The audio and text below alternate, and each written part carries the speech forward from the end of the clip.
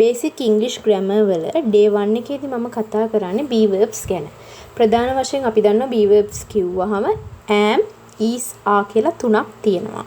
එතකොට මේ am, is, are use කරන්නේ මොන හරි අවධියක් මේ වෙලාවේ දෙයක් විස්තර කරන්න.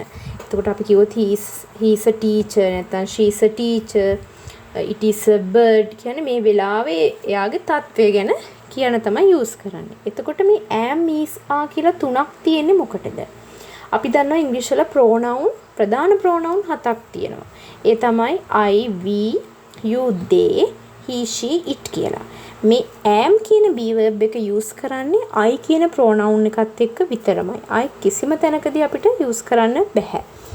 is use කරන්නේ ඒක වචන subject pronoun subject or pronoun එක. ඒ කියන්නේ වාක්‍යයේ මුලට යෙදෙන ඕනම ඒක වචන සර්වනාමයක් එක තමයි is use කරන්නේ.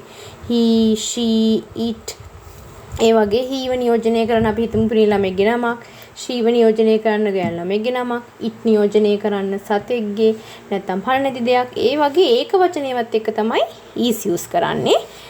I use කරන්නේ plural එක. එතකොට ඒවට ගන්න පුළුවන් we, you, they ඕනම දෙයක් ගන්න පුළුවන්. ඒකට we, you, they වගේම ඒව නියෝජනය කරන ගොඩාක් කියන්න I use කරන්න පුළුවන්. එතකොට මේ example එකේ විදිහට I එක am, he, she එක is, they එක are. ඊට පස්සේ දැන් am, is, are නෙමෙයි අපිට තව තියෙන මේ ඒ කියන්නේ ඉංග්‍රීසි වලට තියෙන be verbs වලට තියෙන am, is, are විතරක්ම නෙමෙයි. තව තියෙනවා දැන් am, is, are නියෝජනය කරන්නේ වර්තමාන කාල be verbs ටික. අතීත කාල be verbs නියෝජනය කරන්න තියෙනවා was, were කියලා. අනාගතේ නියෝජනය කරන්න will be, shall be කියලා තියෙනවා. අපි ඒව ගැන ඉදිරි වීඩියෝ එකකදී කතා කරනවා. දැනට කතා කරන්නේ වර්තමාන කාලයේදී තියෙන be verbs ගැන විතරයි. එතකොට මේකෙන් අපිට ඕන තරම් වාක්‍ය හදන්න පුළුවන්. මේකේ තියෙනවා I am a teacher. මම ගුරුවරියක් වෙමි. එතකොට දැන් ඔය I am දැම්මහම හැදෙන සිංහල තේරුම තමයි වෙමි කියලා. අපි සිංහලෙන් කියන්නේ වෙමි. me කියන එක ඉවර වෙන්නේ me එකේ. එතකොට is දැම්මහම මෙහෙම දැම්මොත් she is a teacher. ඇය ගුරුවරයෙක්. ඇය ගුරුවරියක්. ගුරුවරියෙක් වෙනවා. නැත්නම් අපි කියන ඉන්නවා ගුරුවරයෙක් කියලා සිටිනවා.